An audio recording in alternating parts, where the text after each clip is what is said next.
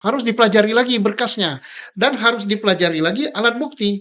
Ini ada alat bukti nih, Iya. ini maka dampak hukumnya ya terpidana yang dikurung sekarang harus dikeluarin.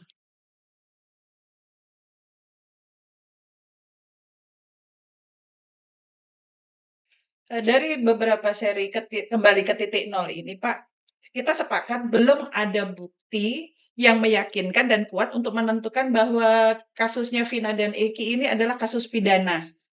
Ya, Pak. Kalau I- gitu kemungkinannya apa nih, Pak? Iya, kita sudah berbicara dalam podcast ini tentang kembali ke titik nol. Ya.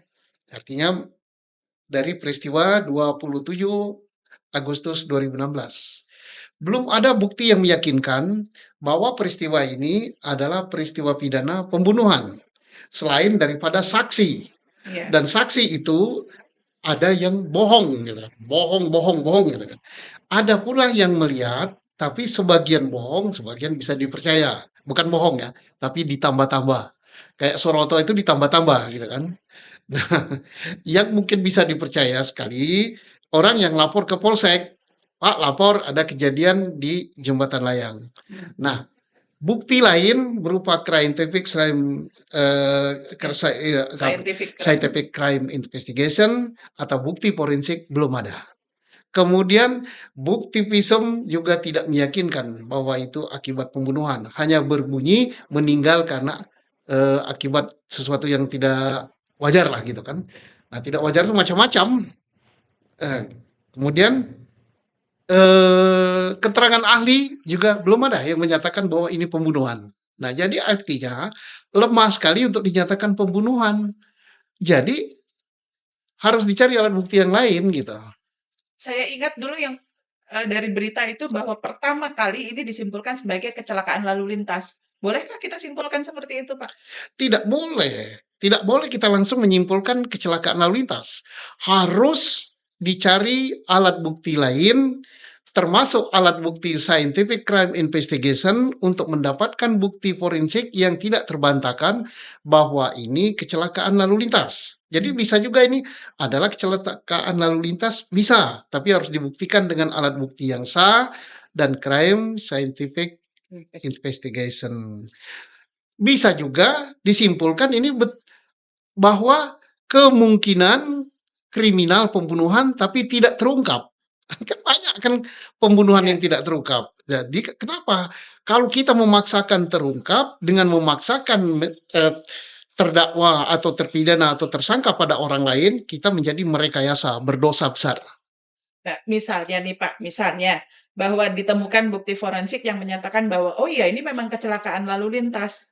Lalu dampak hukumnya apa, Pak? Ya makanya harus ditanya kepada penyidik pertama, yaitu penyidik lalu lintas yang dia menyimpulkan bahwa ini adalah kecelakaan lalu lintas.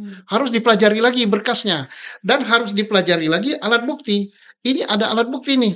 Ya. Ini alat bukti. Nah, alat bukti ini berupa ditemukan bukti yang ada di skrup PJU, penerangan umum jalan. Ada daging.